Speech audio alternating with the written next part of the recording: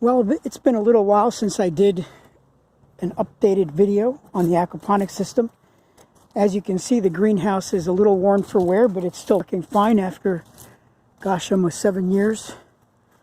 I just added new panels on the top north roof. And these are panels that kind of match the southern panels. These ones open up from the south and let air in, which goes up through the top. So these panels were all put in, and now I need to attach these panel openers, which are these little cylinders that are filled with wax, like this guy here. And basically, as the cylinder fills up, as the cylinder heats up, it opens and closes the vent. So this is one I just installed here on this vent. And as you can see, it's missing the cylinder right now, but it's functioning fine. So when it's super hot, the cylinder is fully opened, and it'll open these vents. And then I'll be adding some more automatic vent openers down there on the bottom.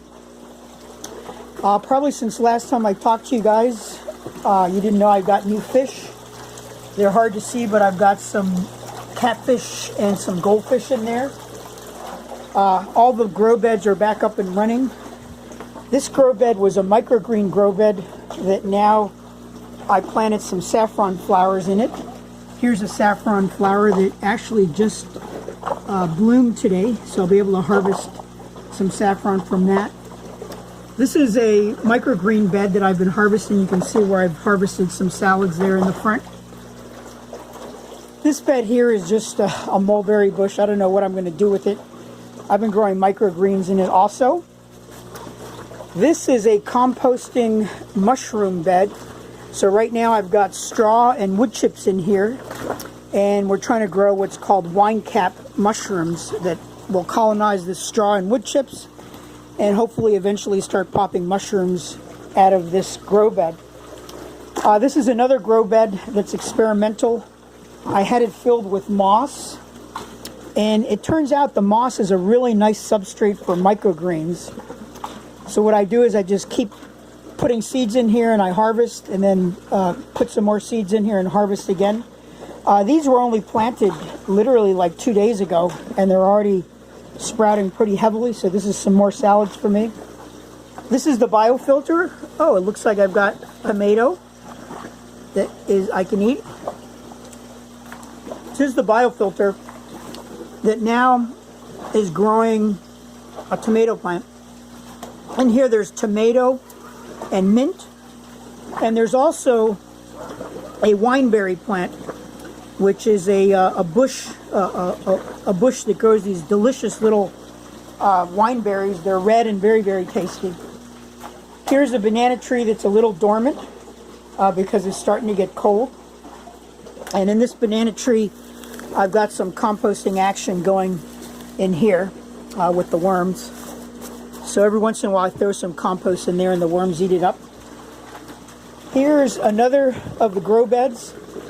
Here's another saffron flower ready to harvest.